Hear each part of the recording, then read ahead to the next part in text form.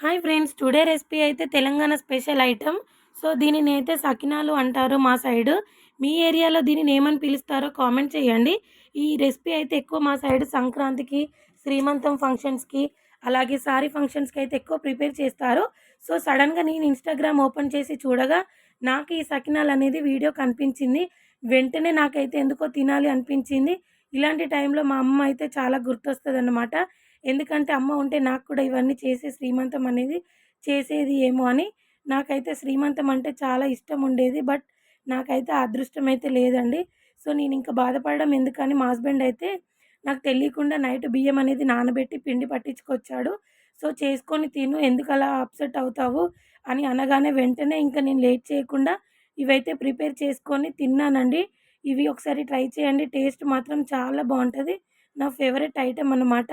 ఈ వీడియో మీకు నచ్చినట్లయితే లైక్ చేయండి. మన ఛానల్‌ని